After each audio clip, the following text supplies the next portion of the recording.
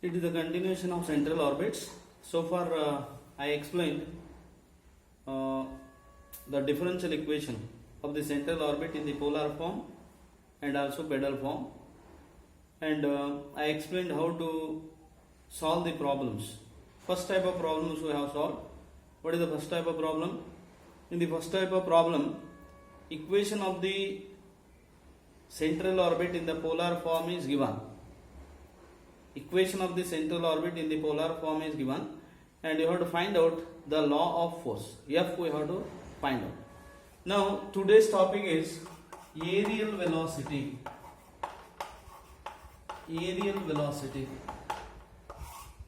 So I define what is aerial velocity, and I prove that aerial velocity means it is constant. Aerial velocity is constant, and obtain relation between aerial velocity and linear velocity. Aerial velocity and linear velocity. What is aerial velocity? Aerial velocity means the first property of central force is the particle moving under central orbit is the path traced by the particle moving under central orbit is always a plane curve. First property. The path traced by the the path traced by the object which moves under the central force, it is called a central orbit. It is a plane curve. That is the first property.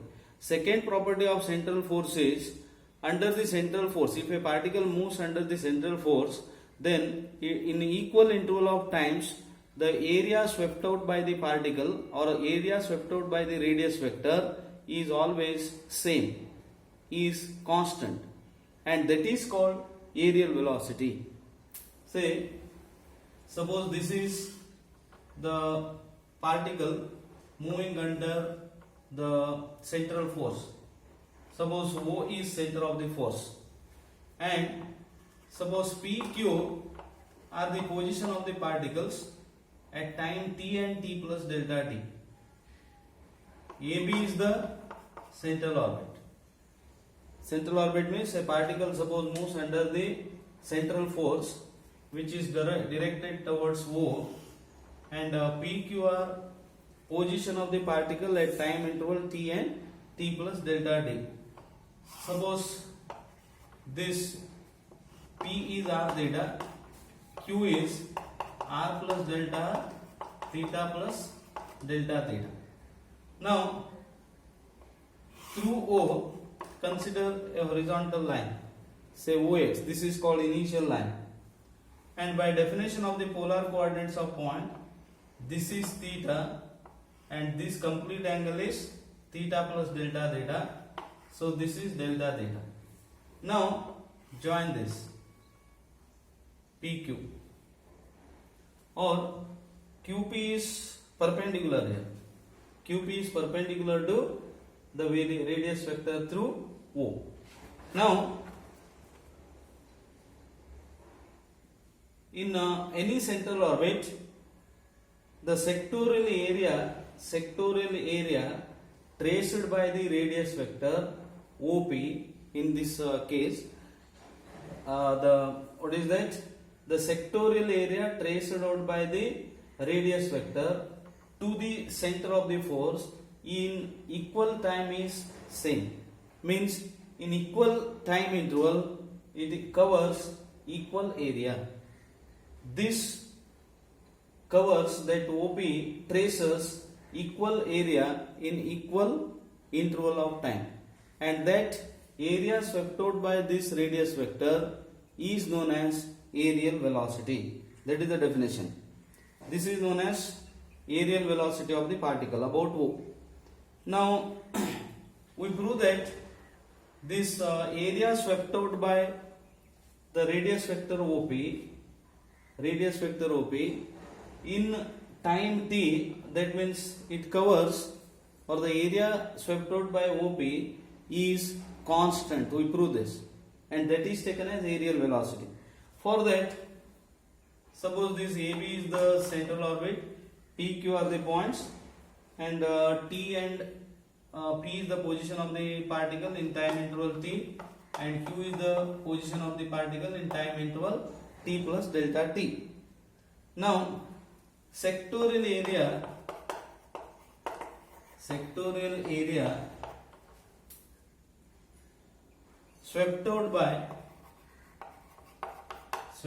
by the radius vector OP in a time delta t is triangle OPQ.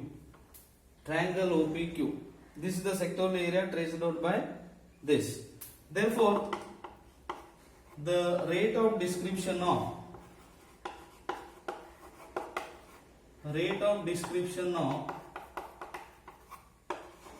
the sectorial area in a time delta t, rate of description of the sectorial area, we consider the limiting case, limit delta t tends to 0, sectorial area OPQ divided by delta t. See, the rate of change of this area traced by radius vector, that is we consider limiting case now. Limit delta t tends to 0, sectorial area OPQ upon delta t. It is limit delta t tends to 0. What is the sectorial area OPQ? See, sectorial area OPQ is triangle OPQ here, and it is triangle OPQ. What is the area of the triangle OPQ? Half OP into PQ divided by delta t. Therefore, limit delta t tends to 0, half OP is R here. OP is R, and PQ is, this is delta theta. This is delta theta. This is delta theta. So this is perpendicular. So what you get? PQ upon OQ is sin delta theta. PQ upon OQ is sin delta theta. Therefore, PQ is OQ sin delta theta. What is OQ?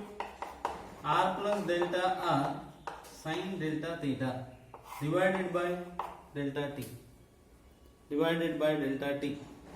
Therefore, it is limit delta t tends to 0, half R into R plus delta R sin delta theta upon delta theta by delta t. Here multiply and divide by delta t. Now we consider the limiting case, and you know the standard trigonometric limit is, it is sin delta theta upon delta theta tends to 0 is 1. Therefore, it is half into R into R, because delta tends to 0 as delta t tends to 0. This is 1, and it is d theta by dt. So it is half R square d theta by dt. Half R square d theta by dt. But you know that in case of this central orbits, R square d theta by dt is constant. It is taken as h. Why R square d theta by dt is constant?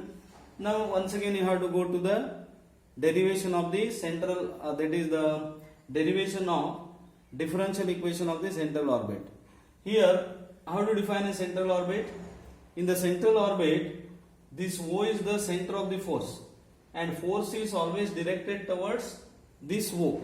Therefore, here the radial component of the acceleration is the force that is directed towards O. Therefore, it is minus F. Suppose F is the central force, then radial component of the acceleration is minus F. What is the transverse component of the acceleration? 0.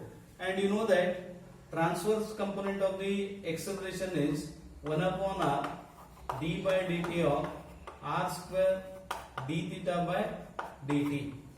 Am I correct? this is the transverse acceleration. What is the radial acceleration?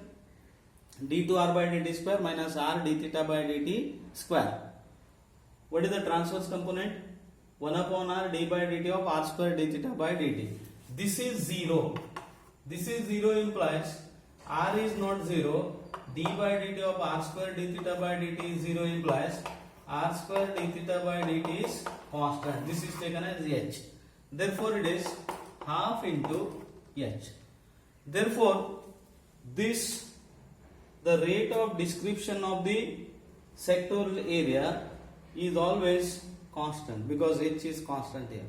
R square d theta by dt is constant. Hence, this aerial velocity is given by h by 2. So, the rate of description of the sectorial area is constant, and that is called radial velocity of the particle. Now, we derive the relation between radial velocity and the linear velocity at the point P. We obtain relation between radial velocity. What is radial velocity? Let us take this as radial velocity is half h.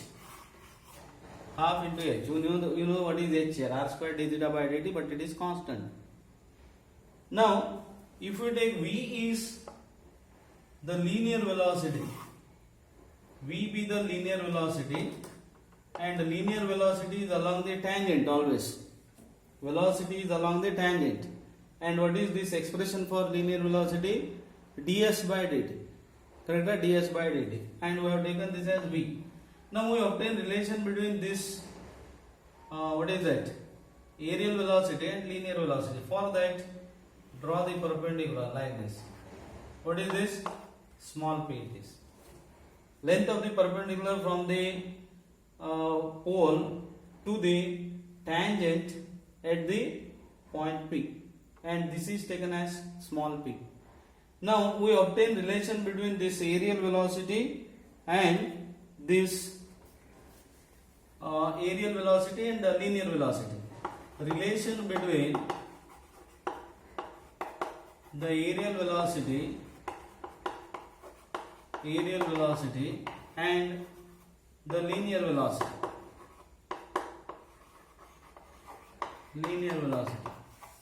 For that,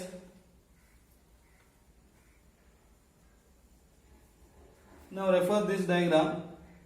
We have taken this P is perpendicular from O on the tangent at the point P, and linear velocity is along the tangent to the curve at the point P. Now here we use some results from derivative in polar coordinates. In earlier classes, I think in second semester of our university, Karnataka University, you have studied derivative in polar coordinates.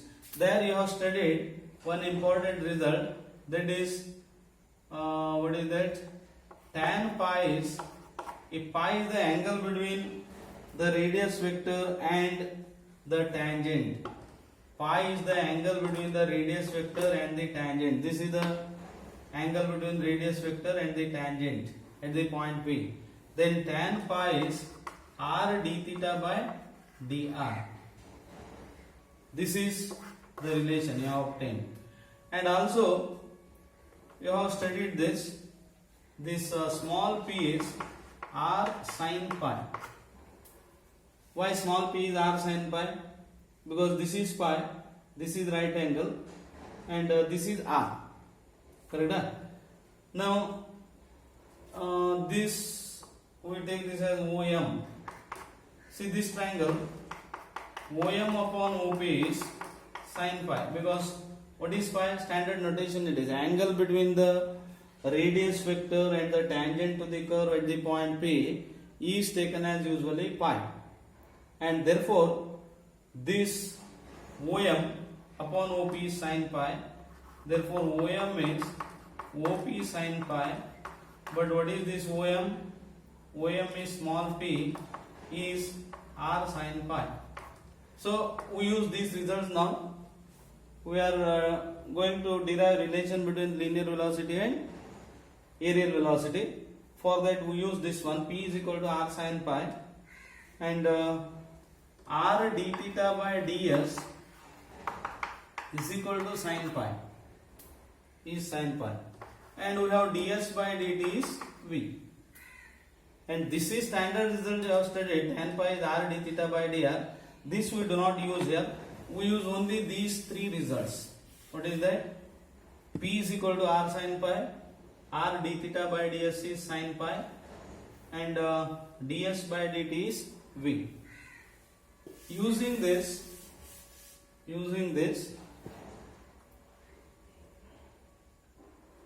we have take all these three expression as one. We refer this one.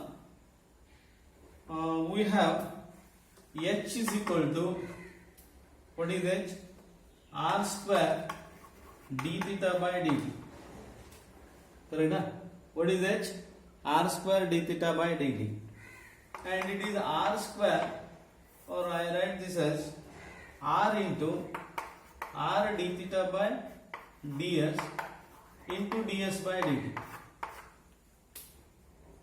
So we start with this now.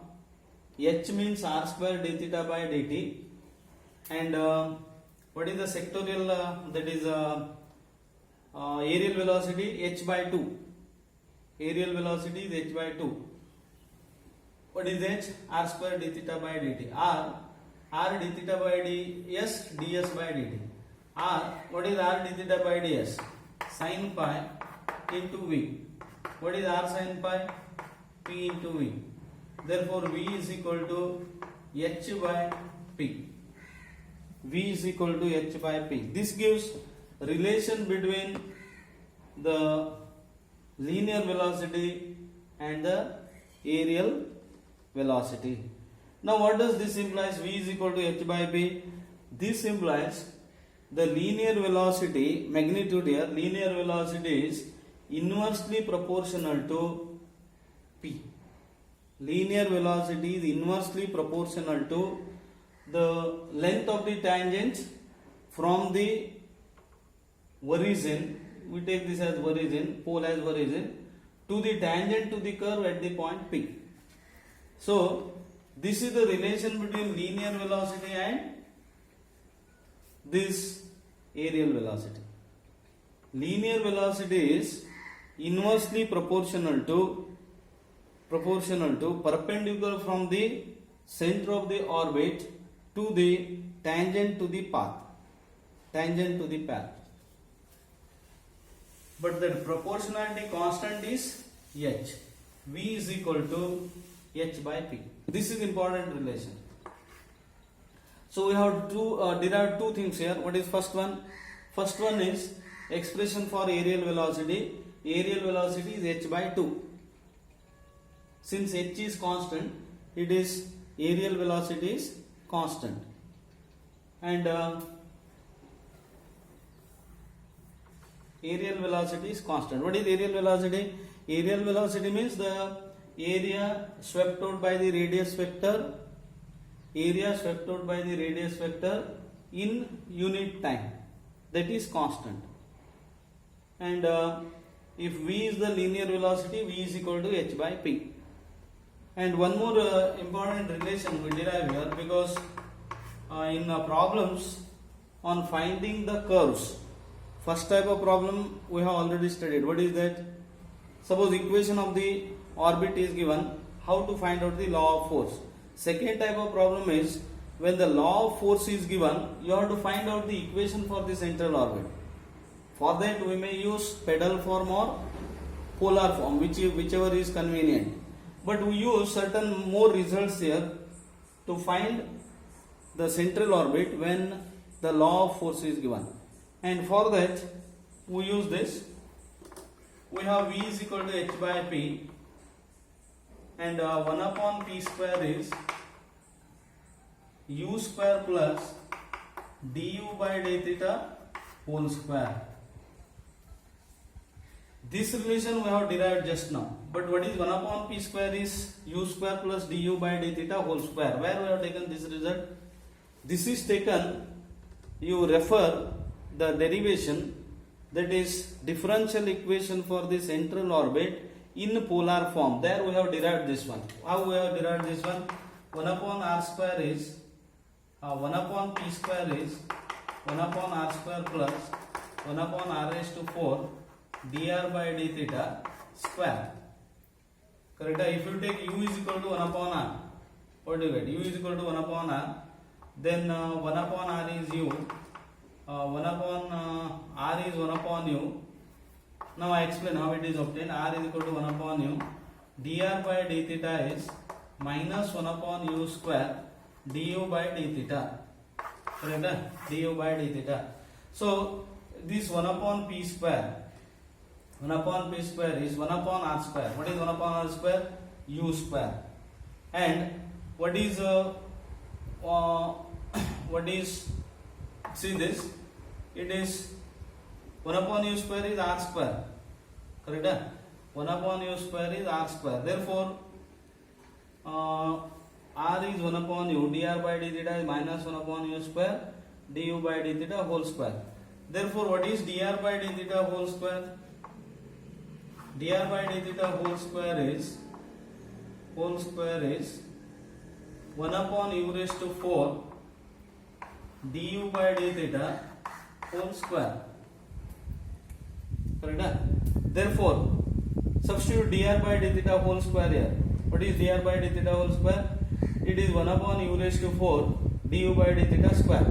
But 1 upon u raised to 4, say I substitute here, 1 upon p square is 1 upon p square is 1 upon r square plus du 1 upon r square is u square du by d theta whole square, substituting here. Now v is h by p and we have this. What is that? 1 upon p square is u square plus du by d theta whole square. Therefore v square is h square by p square. It is h square into u square plus du by d theta whole square. This is the important result we use. What is that? V square is h square into u square plus du by d theta whole square. In the problems we use this relation. In the second type of problem, you go through the video once again. If you have any queries, doubts, you can call me. Thank you.